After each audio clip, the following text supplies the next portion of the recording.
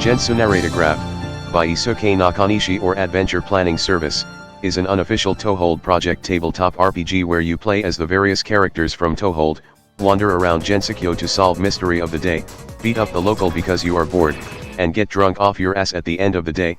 Basically, it's like any Touhou game. First thing I want to say about this book is this: Japanese writer really does thing differently.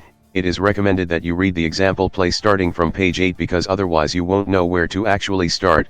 First thing first, you want a bunch of D6, and the map of Gensokyo printed out somewhere because this game is actually kinda like a board game, which affects how you play it as you soon find out.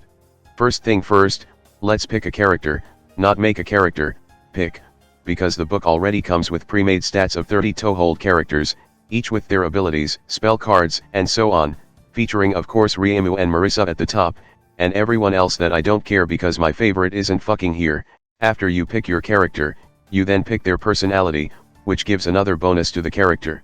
This is essentially designed in this way since Touhou is a 30 years old game series and its character have evolved over the years, and, well, the Touhou fandom also have their own opinion on how a character should act in all the different ways, so you can pick any that you want because everything is now canon. Charismatic Cerno, Marisa that doesn't make a mess of things, actually competent Hongmeiling, and Ryemu. Just Ryemu, and with that, the character creation is complete, easy as that, and now the player can start the incident and play the game.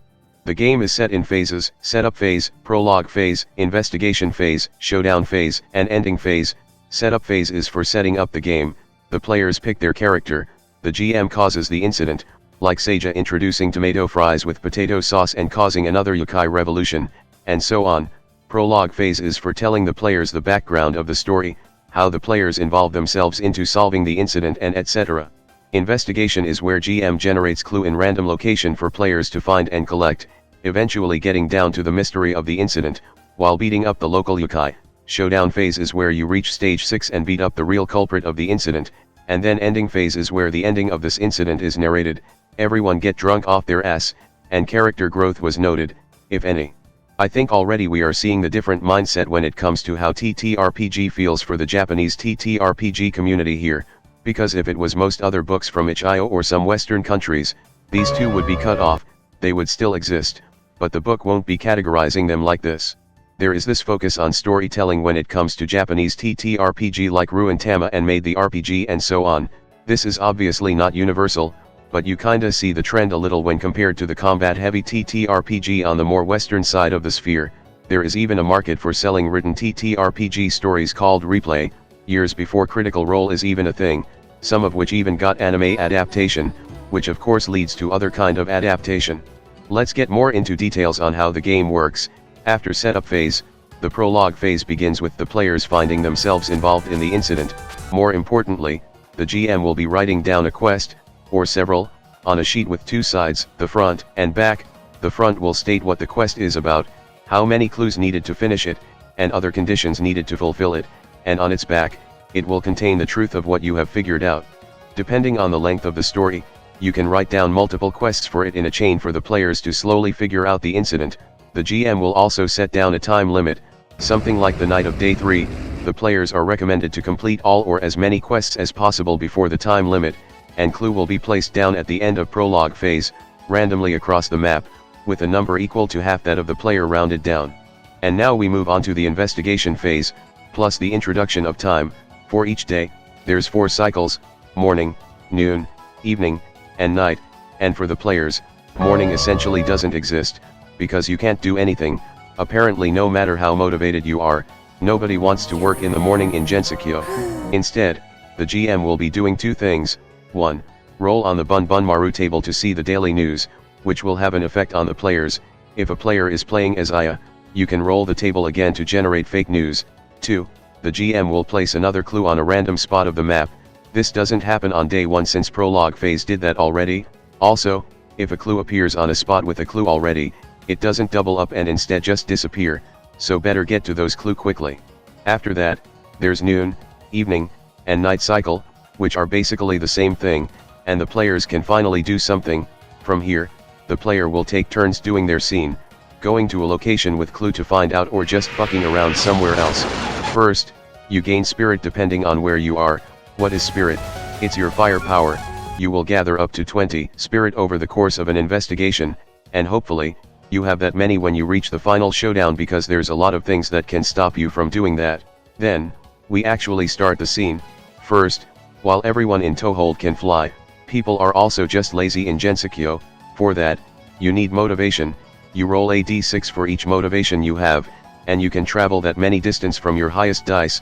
You start with 1 and will gain more, but at the start of every morning, you lose 1. This is extremely relatable.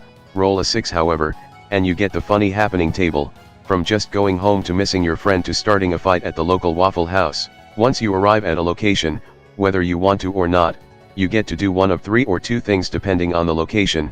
The harder the task, the better the reward. You might even get alcohol for some motivation. Some have failure state if you fail. How do you pass the check? You roll 2d6 for equal or higher than the target number, and if your character has a tag that correspond to the location, or you argue with the GM that your character has some other ability that can help out, you can gain more d6 to the roll. Roll a 6 and you will gain triumph, gaining more spirit or clear a negative condition, but if you roll 2 on every dice, you gain a condition instead and they are not good. If the location has a clue, then you got it and can place 1 clue on the quest sheet. If not, your characters get to acquire some distant leads instead, placing 2 random clues on the map. If you fail, the clue is gone, you lost your lead, but you get a hint elsewhere instead. Place 1 clue on the map somewhere. If you happen to perform a scene in a location with other player characters, you gain a bond with them, which you can later use to assist them in a roll with another d6, but it's one-time use. You have to bond again to be able to assist them again. Then you end your turn, move on to another players, and this repeats from noon to evening to night. At night, everything is the same, but then everyone then go to their home location and sleep, and then morning starts all over again. When you get enough clue for quest, the back of it unlocks, and instead of the usual scene, you can choose to confront it with a quest scene. In a quest scene, every player character gathers up in a location to see what's going on with the incident. Depending on the quest, the scene can be solved on its own or with a check, or of course, with a Danmaku battle. This, surprisingly works like how it would be in the game. There's 6 boxes, your character will be in one, and the combatant takes turn attacking and defending. Other player characters will instead be spectators here to assist the one in the fight. Here's how it works. First, the attacker will roll a number of d6 equal to their attack, and place Danmakus depending on the number.